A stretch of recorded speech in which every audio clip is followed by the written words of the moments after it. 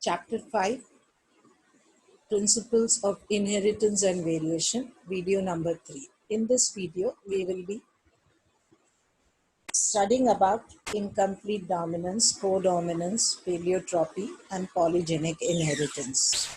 So the very first, incomplete dominance. What is incomplete dominance? It is a phenomena where none of the two alleles of the gene is dominant over each other, so that the phenotype of F1 does not resemble either of the two parents, and the phenotype is an intermediate of the two. Now, for example, like over here, you can see there is a purple color flower when it is crossed with a yellow color flower. So you get a mustard color flower. There is a third phenotype, which is a blend of the two. Now, in this, we have taken the example of snapdragon or antirrhinum, where a red colored true breeding flower, genotype capital R, is crossed with a white flower, genotype WW, and the F1 progeny comes pink. Whereas if we see in Mendel, the monohybrid cross, the F1 progeny should have been red, but it is pink.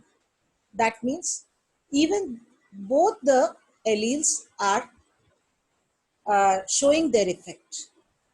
Now, if this pink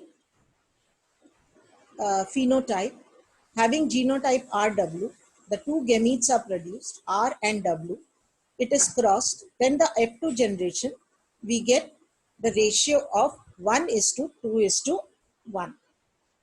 If you remember, in monohybrid cross, this was the genotypic ratio, but over here, this is the phenotypic ratio as well as the genotypic ratio. So this is the major difference between monohybrid cross and incomplete dominance. In monohybrid cross, the F2 generation, the phenotype is 3:1 and the genotype is 1:2:1. But in incomplete dominance, the genotype is and the phenotypic ratio both are same, that is 1:2:1. You can see one complete red, two pink, and one white. One RR, one RW, two RW, and one WW. Now next, we'll be talking about codominance. What is codominance? Co means together, and that means codominance means both the alleles are equally dominant. Both the alleles of the gene express themselves simultaneously in a heterozygote. Both the alleles, when they express themselves in a heterozygote, means both the alleles show their phenotype. And the very good example is the blood group, human blood group, that is the ABO blood group. Now this ABO blood group, in humans, it is determined, it is controlled by gene I. Now this gene I has three alleles, IA, IB, and I. Allele IA and IB are dominant, both are dominant. Now because both are dominant, we call it as codominant, and they both are dominant over allele small I. Now this gene I,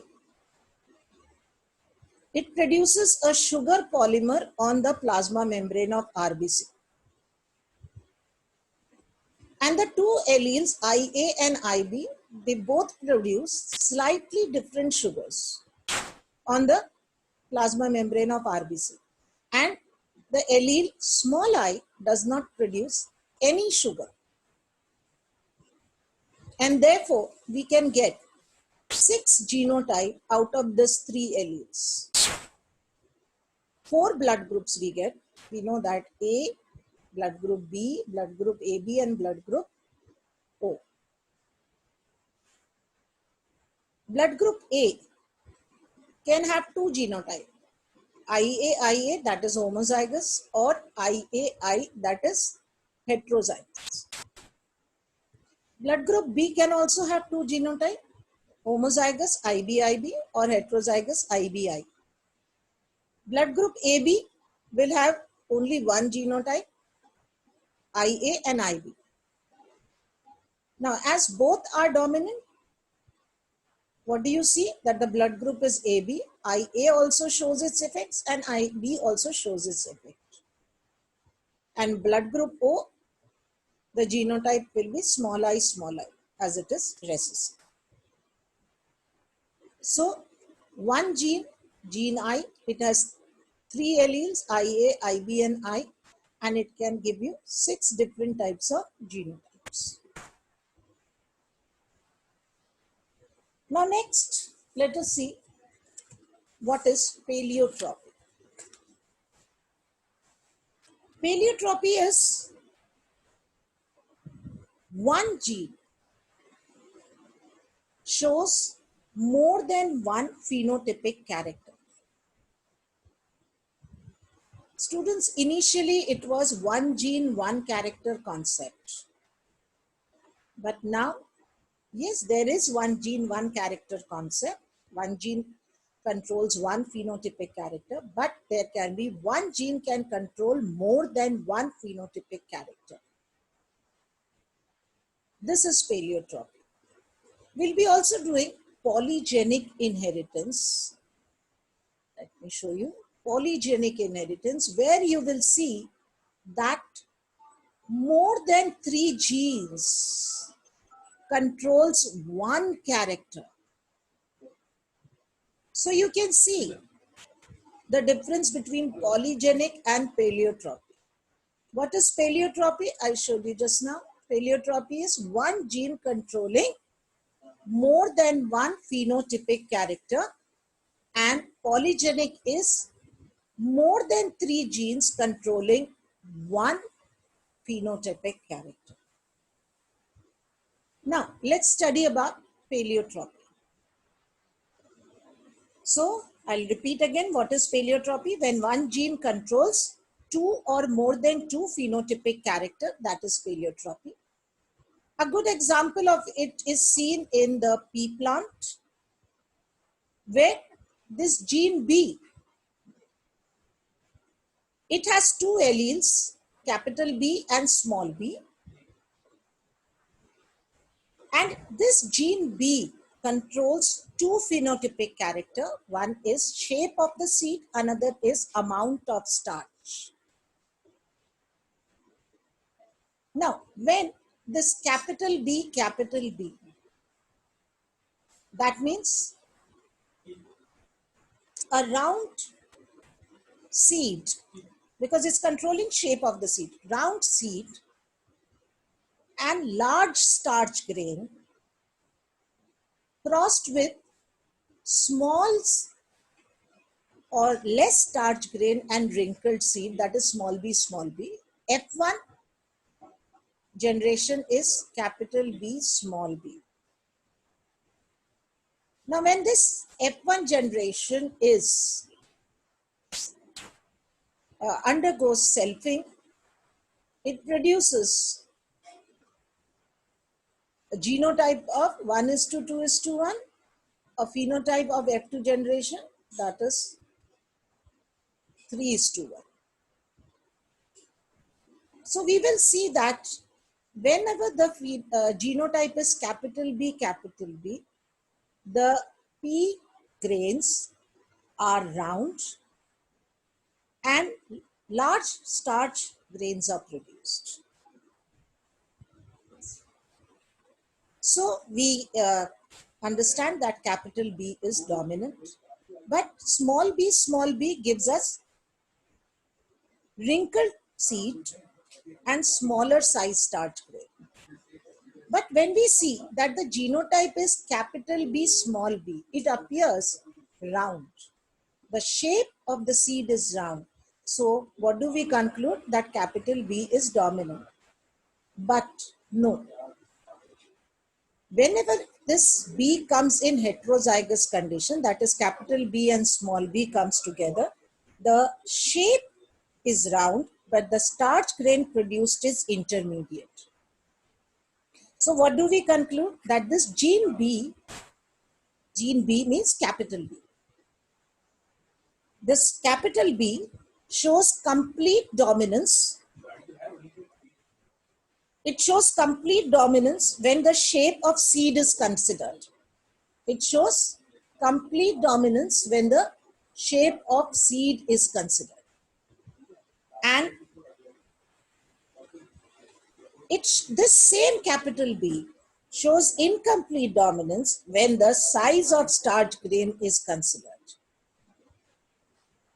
So one gene is controlling two phenotypic effects and also behaving differently for both the genotype. One more good example of paleotropy is seen in humans, a disease called as phenylketonuria. This is also a good example of paleotropy. In this disease is caused due to mutation in the gene which codes for enzyme phenylalanine hydroxylase. The gene which codes for enzyme phenylalanine hydroxylase. The mutation in this gene. And this, it is an inborn error of metabolism. It is also an inherited as autosomal recessive trait. Now, this enzyme phenylalanine hydroxylase actually converts phenylalanine into triosin. In normal person, it converts phenylalanine into triosin. But in the absence where this gene is mutated, obviously this enzyme is not present. Phenylalanine hydroxylase is not present. So this enzyme of this absence of this enzyme, the conversion of phenylalanine into triosin does not take place, and the phenylalanine gets accumulated in our body. And finally, this phenylalanine, instead of getting converted into triosin, it gets converted into phenylpyruvic acid. And in our body, phenylpyruvic acid is accumulated, and this phenylpyruvic acid results in mental retardation. These are also excreted out through the urine because of poor absorption by the kidney. It also results in reduction of hair and skin pigmentation. So what are the three phenotypic features it is controlling? This one single gene, it is causing mental retardation, reduced hair and skin pigmentation. Now we come to the last topic, that is polygenic inheritance. I told you what is polygenic inheritance. Here, one trait is controlled by more than 3 genes. All the genes, all the alleles of these genes has an additive effect on the phenotype. And these alleles are also influenced by the environment. And the best example is human skin color, human eye color, and height. Let's take the example of human skin color. It is controlled by 3 genes, A, B, and C. These 3 genes have 6 alleles. Capital A, capital B, capital C, these are the dominant alleles, and small a, small b, and small c, these are the recessive alleles. Now, if a person is having a genotype of capital A, capital A, capital B, capital B, capital C, all 6 alleles are dominant, then the color will be very dark. And if all the 6 alleles are small, then the color will be very light.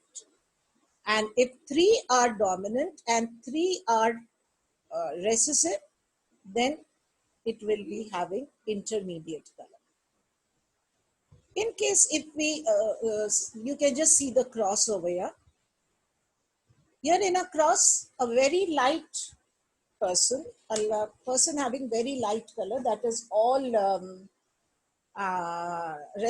small alleles crossed with very dark color person who's having all dominant alleles. The person will be intermediate, the F1 generation will be intermediate. And if two intermediates are crossed, then you get a F2 generation. The phenotypic ratio will be 1 is to 6 is to 15 is to 20 is to 15 is to 6 is to 1. You can see over here the ratio. There can be 64 combinations. 1 is to 6 is to 15 is to 20 is to 15 is to 6 is to 1. 1 very dark, then 6. If I go from here, 1 very dark, 6 dark, 15 fairly dark, 20 intermediate, then 15 fairly light, 6 light, and 1 very light. And if you draw a graph, you get a bell shape. So in this video, we have studied about incomplete dominance, codominance, paleotropy, and polygenic inheritance. Thank you.